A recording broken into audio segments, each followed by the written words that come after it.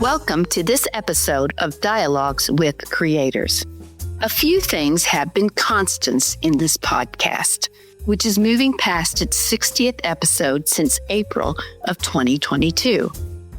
The first is that creativity is more than the traditional arts. It reaches into all realms of life. Second, we never really have had a single solid definition of creativity. Instead, we talk to creative people. Third, we just talk. I don't have an agenda here other than a good conversation with a fascinating person. Number 4, I am very thankful to everyone who gets on here with me and does this podcast thing because no money changes hands. They do it out of the goodness of their heart. Fifth, it wouldn't happen without Clemencia Villafuerte, producer extraordinaire. Sixth, please tell your friends and also listen to our past episodes. And number 7, I love doing this. Every time I think about stopping, I meet more people I want to interview. And that applies today. Back in the spring, I saw a notification on Facebook about a new bookstore in the Hixson, Tennessee area. I live in Dalton, Georgia, more than 50 minutes away, and I don't pay a great deal of attention to businesses up there. But I have some personal reasons to go to Hixson occasionally, so I contacted this business about having a book signing for my latest novel, Lying In. That's how I met Aniston Williams and her family and her endeavor, Rêve Books and Coffee at 1948 North Point Boulevard, Suite 144, Hixson, Tennessee. Remember that address. I was up there last week and thought, I need to interview creative entrepreneur Aniston. Stay tuned for our conversation.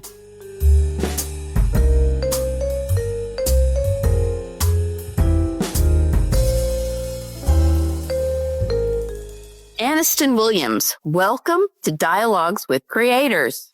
Hey there, how you doing? Pretty good. It's a Saturday night. I know you've been busy today, and Saturdays aren't necessarily easy days sometimes. Definitely ready for bed by the end of the day, huh? Especially for you, since you have a business and you have a family. So let's start by you telling us about yourself. Who is Aniston Williams?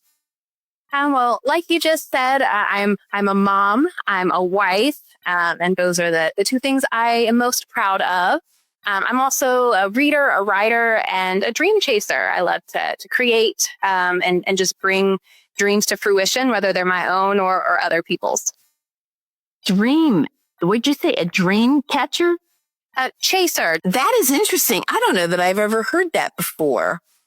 So, what's one of the dreams that you've chased? I guess this business, huh? Yeah, that's one of them. And I know that kind of goes into some of the other things we'll talk about, like our name and that sort of thing. But yeah, this is definitely one of them. Helping young people, helping readers and literacy are other parts of my dreams as well. And stuff like that. Okay. Well, I think I'm going to take a detour here and say a couple things based on what you just said, because this is interesting. And we haven't ever really talked too much, even when I come in the store or something. But so what do you like to read? Well, I try to read a little bit of everything. I grew up reading, Harry Potter, Louisa May Alcott, as mine, Little Women. I liked reading, different things like Where the Sidewalk Ends. So this was one of my favorites. I started reading poetry such as that. And as I got older, high school and college, especially my undergrad master's degree, a lot of my reading became for school. And so it wasn't so much for pleasure. But after I finished all of that, I was able to kind of enjoy reading more and picking out what I got to read. And so lately I've been delving into a lot of historical fiction. I've tried to read a little bit of everything lately, some of the more modern fantasy and romance as well. Although I have to say I'm kind of a sucker for a good mystery and a thriller. So that's what I really enjoy reading. So I try to stay a little versatile and diverse in what I read, but I'm always looking for recommendations. So, are you a native Chattanoogan? Yes, in a way. I was born in Chattanooga. I was here until the middle of elementary school. And then for my dad's work, we actually moved to Maryland. So I lived there until the end of high school. I moved back here at the end of high school, finished up that. And then my undergrad and master's and all of that was here. I started my family, raised my family, really just been here ever since. Okay. So what part of Maryland did you live in? Frederick, Maryland. Okay. All right. I grew up in Prince George's County. Oh, wow. Okay. Yeah. And my brother still is in Annapolis, so I get up there every year or so. And you need to get up there next year. Beautiful area. The Naval Academy is so cool there. Yeah. Annapolis is really a neat place to visit. That's okay. That explains your accent because you don't have a Southern accent, really. Ow. Sometimes it can, but not often. Yeah, well, that's true. For me, sometimes it comes out after all these years, and sometimes I can hear Maryland, it's like, oh, my word, where did that come from? That's neat. So, and your undergrad was at? Lee University. Oh, all right. Yeah. And your graduate degree, was it?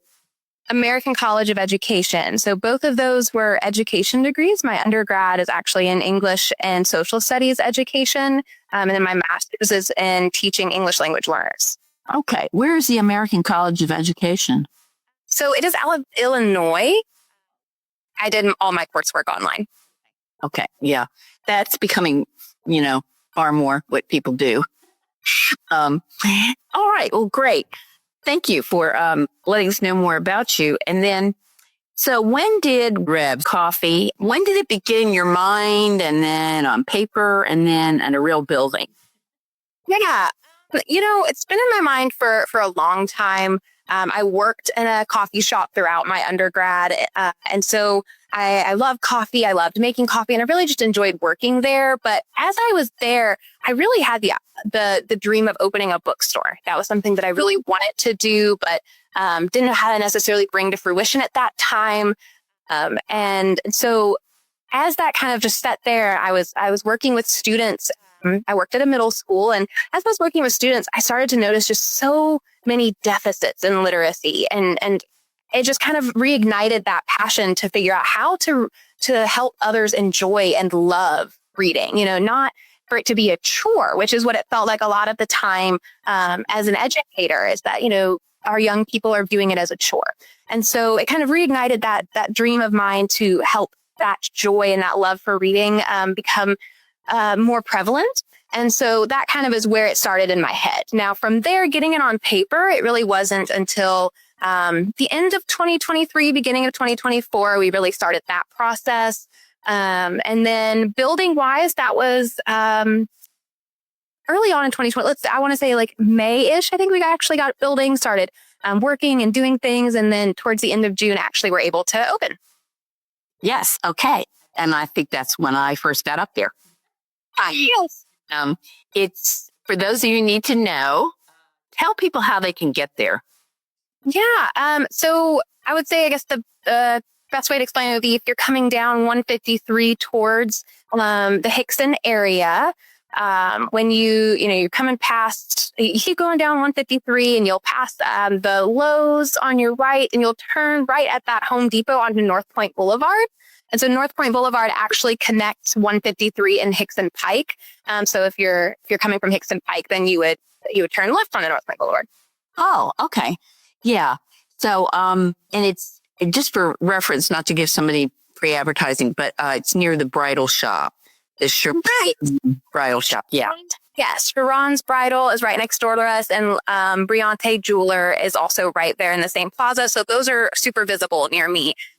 And it's kind of behind or in front of Home Depot. Yes. Home Depot. And then on the other side, Goodwill. Yeah. Yes. Okay. I bring up the bridal shop because that's where my daughter-in-law bought her dress. I always want to go in and say, thank you. She's had a beautiful wedding, but she's never dating. Nope. I go up there. Okay. So let's talk about the name Rêve. What is that about? So Rêve is a French word meaning dream. And kind of like, as we already touched on, this was a dream. And that's something that I'm passionate about is chasing those dreams in the way that are, logical and reasonable to do so. And so I actually studied some French throughout middle, high school, and my undergrad. I took French classes in school. I would not say that I am fluent by any means. I did travel to Quebec twice, once in high school and once with my husband. And I would feel pretty fluent when I was reading and trying to write French. And then I would get there. And when you communicate with natives, they speak so quickly that it's overwhelming. It's hard. So I definitely wouldn't say I'm fluent, but I know some French and I enjoy the language. And so that was kind of what made me want to choose that language. And I mean, it also just sounds prettier than calling it Dream Coffee and Books.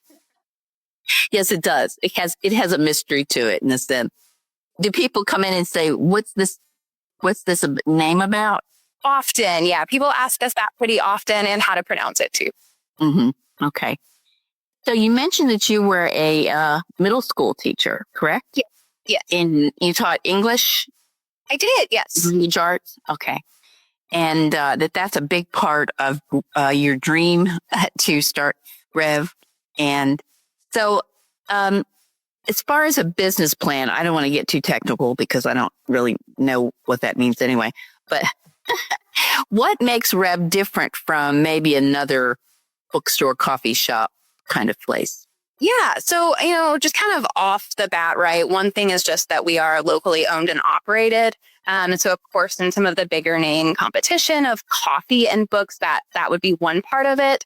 Some of the other things that make us kind of different are one, just that we try to source as locally as possible for as many of our products as we can. So we have lots of different vendors throughout the store that are all local. And that goes anywhere from chocolate covered Oreos and such that's made by a local lady to locally written books and artwork, and then jewelry and magnets and such as well. We have, of course, our beans that are roasted locally. They're actually grown in Ethiopia. And one way that kind of sets us apart is that our beans are actually spring washed, not chemical washed, and then sun dried. So that really helps with some flavor, of course. And then we also source our tea pretty locally. So we use someone called High Garden Tea, and they are organic tea as well. Most of their teas, not all, are grown in the Tennessee Valley region. And they also have a lot of conservation efforts. So that's super neat too. We love working with them. So just kind of our goal to use what our community has and bring that and make it more available in the community has been one thing that's really made us different. We have a lot of people that are like, I can't have a brick and mortar building, but I have these things that I make, and this allows me to get that out here in our town. So that's been really neat. We also make our syrups in-house. So that makes our coffee a little bit different because we make those. Okay. I had no idea there was tea grown in the Tennessee Valley. Yeah. And so some of it, tea, like one of their teas, we make an iced tea from their tea that is a sumac berry based tea. And so, a lot of it's herbs and dried things like that, you put in the water and it brings it to life. And I know that there are some chamomiles as well that they do. Lavender teas can be grown here. So it's all the sorts of those kinds. I know that one of the teas that we have that is not grown in Tennessee, I want to say it's the only one actually, is our milky oolong. So that one can be great. Neat. All right. So that's one way, what you're serving. And, so along with coffee, you serve you call them bits, I think, or bites. Little bites. Yeah. And we're working on expanding our menu, hopefully in the future. So one thing that we really wanted to do is kind of just take things step by step, make sure that we were biting off what we could chew at each, interval. So right now we do have small bites. We have some baked goods, things of that sort. And we also have parfaits. And then, like I said, we have a lady who makes chocolate goodies of different kinds too. Oh, neat. The other thing, of course, is that you have a literacy focus with young people. So you want to talk about that? Absolutely. So in terms of that, I told you my background is in education. we wanted to be able to sell books, but didn't necessarily want to be the same as every bookstore. So we have a used book section. We have a blind date with a book section that are all made by a local lady as well. And then we have our local book section. And that is a big part of us just trying to reignite a love of reading in our community, especially in adults in that part. But we do carry a lot of kids' books there. In terms of helping with our younger readers, we've been doing different story times, writing workshops, and then we have a reading intervention tutoring program. And so right now I run that on Tuesday and Thursday afternoons. And so we have little groups, small groups that meet and work on just some of the reading deficits that students have and need a little extra support with. Oh, how neat. Are these students from schools or homeschooled or both? So we allow either. Either one. Okay. That's amazing. So that's another reason why people listening need to get up there and support this local business. And I'm really pushing local businesses, and partially because I'm a local author. So, but also because the local is so important. I mean, it's so easy to just get something from a big store or online for somebody for Christmas, for example, instead of really thinking it through and getting them something that's you put some thought into, I think. Yeah. I'd say a big obstacle in that regard is just convenience. And that's one thing that we constantly look for ways to make supporting local people more convenient. And I think that's sometimes why, like you said, it's easier to just go buy something, and absolutely. I always encourage people to remember that supporting local and local creators or writers, artists and businesses, all of those sorts of things, that is helping build our community. If you can, it's always appreciated. And so that brings me to the fact that you also host artists and authors as far as readings and things like that. Yeah, yes. And so we've been working on kind of building that in our community, different author events. We've been doing a lot of different kind of trial runs of different kinds of things, story times with kids. Like I said, some reading and writing workshops. We've had just readings. We have had some reading and writing workshops, and then some authors actually come in and do signings and read from their books and meet with people. So that has been super fun. In terms of artists, we haven't had specifically art-focused events yet, but that's something we're looking towards. One thing that we are doing here very shortly that is our newest idea is a Secret Santa book exchange kind of event. And so we're trying to bring different ways for people in the community to meet and to have a third place. That kind of touches back on the business plan that you asked about. One of our visions is to be a third place in the community. So that's not home, that's not work, but it's another place that you go and enjoy your time and meet with others. And so we're trying to provide opportunities for that and things to do when they can come by. But of course, we do have plenty of open business hours where nothing is going on and you can come in there and it's a very calm environment to get some work done or read. Yes, and I want to say that to listeners that it's a very calm, it's very inviting sort of place. They have sofas as well as typical tables and chairs. And then they have, as she mentioned, she has 2 or 3, I think, shelves of books from either used books or local authors. And I saw a lot of my friends' books there up on the shelves. I said, oh, I know them. So we have our beanie authors in store. Yeah.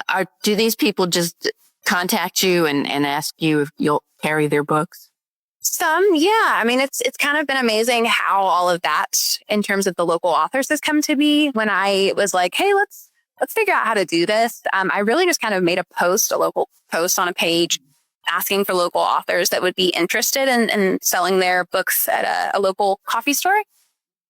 And had a lot of response. And from there, as we actually got opened and had some of them on the shelves to start, we kind of started getting known for that and had customers and other authors coming in and just asking us about, hey, how do I get on the shelf? I have a book. And so that's their way. We've also attended events that are like the library in Chattanooga had a local authors fair. So we went there and gave out cards and introduced ourselves and what we do. And so things of that sort as well. Okay, neat. So, you mentioned a little bit of this. What's your next step? What are some things you plan to be doing soon? Yeah. So the Secret Santa Book Exchange is one of them. The way we're going to do that is through the month of December. We're going to have you just drop by with a wrapped book. We ask that you do your favorite book. Make sure there's no personal information or anything in it. And then you just put it in our Secret Santa exchange bin and you get to take one that has been left there by somebody else that is their favorite book. And so there's not even any money involved. It's literally just a straight up book gift exchange. So that's one thing that we have started very recently. This is something that's kind of a next step to continue with and to help grow our book clubs. So we have had we're doing one a month right now and hope to see that grow. And then from there, we would really love to have art gallery showings, that sort of thing, do more local author events with multiple authors. And yeah, absolutely. We really also would love to see some of our children's programs, story times, and maybe even, this is pulling from my ESL background. I just have a lot of passion for that. I would love to get maybe a bilingual story time. I think that would be super fun. Okay. Well, I might have somebody who can help you on that one. My daughter-in-law is Hispanic, and she does that. She teaches at a language school now. She taught in the public schools, and she does story times and all that. And that'd be a lot of fun. So the name of this podcast is Dialogues with Creators, and I don't have like a academic definition of this is creativity. So what does that mean to you? Because, I could do that and, do research on it and everything. But our approach is you're doing something very creative. So I'm introducing people who are creative in the community to others is my goal, my whole goal. So, but when you think of creativity, how does that operate in your life? How do you think about it? Well, that's a great question. I feel like often I see creativity in almost everything. I love to write. I love to write silly things like songs and sing them to my kids. I love to just sing. And I think that often in life, it's just a way of bringing joy to the mundane parts of our life. And that's what we create. And so I don't think that there is a great way to just define creativity to any one thing. In terms of our life, obviously, this idea was something we created. This business is something we created. My husband is an artist, so he creates all the time. And then we have 3 boys, and I would say they're about as creative as can be, but sometimes in ways that you just wouldn't think of. You think creativity, you think, painting, art, music, some of those more things that just come right to your head. And I have one of my kiddos that will take his bike apart and turn it into like some sort of robot thing. You wouldn't think of it necessarily as a normal form of creativity, but it is. You're like, okay, well, that's not what I wanted you to do with your bike, but that's kind of neat. Uh-huh. Well, that's exactly what we're doing here because I wanted to get away from what people think of as creative. That creativity is a traditional art form. It is drawing or painting or writing or playing music or composing music because I think that causes others to think they're not creative when they really, really are. Some of the people that win Nobel Prizes in science, if you study them, they're very creative because they are seeing whole new ways to answer big questions. And to me, an entrepreneur, someone starting a business because you have to differentiate yourself from all the other businesses out there, and market it. You have to be very creative. Oh man, you're catching on that. I will say that has been definitely the biggest thing for me to learn and just to keep up with the curve of what marketing on social media is today. has definitely tested my creative skills with flyers and videos and posts and all that sort of thing. You definitely have to touch on some creative skills there. Yeah. So, so those are business oriented. And then of course, in teaching, you have to be creative every minute. Oh, yes. Oh, yeah. People don't realize how much creativity goes into teaching. If you want to be good at it, if you just read out of a textbook, that's not very creative. No, definitely. You need a lot of creativity to make the material engaging. Yeah. And one way to do that is through storytelling. I tell a lot of stories and the thing about telling stories when you've been teaching as long as I have, that you get really good at them. They get more and more dramatic. So, okay. Well, I really appreciate that you have given us this time on a Saturday night. Is there anything else you would like to say to our listeners? Just that we appreciate anybody that is listening and supporting the creators that are here and that exist. And to just remember that supporting local goes a long way, and that we appreciate all of the love that we have been offered and are always looking to meet new people and see if we can help you too. So if you're a creator of any kind and you're looking for a place around Chattanooga to get that out there, feel free to reach out to us. We also always encourage people to leave us reviews and to follow us on social media. So we're super easy to find on Instagram and Facebook. It's just our name, Rêve Coffee and Books. And Rêve is spelled REVE. So I want everybody who is listening to do that and to give her a shout out on social media. And if you are in that area, now some of our listeners live like I do in Dalton, so they don't go up there much. But if you are north of Ringgold, you should go up there and check some things out. I go up there because to see Aniston, but also have some family kinds of things going on up there too. So, all right. Well, thanks so much for being with us tonight. I really appreciate you thinking of me and having us on here. Thank you so much. All right. Bye-bye. Bye. Folks, thank you for listening. Let me finish with a commercial. Help your local businesses this Christmas. And always, go by Aniston's business. Yes, sometimes you'll pay a little more because the local businesses can't produce at the scale a big box store can. But you will be helping a new entrepreneur, keeping dollars in your community, encouraging creativity, and probably providing a unique gift that shows more thought. Thanks for listening.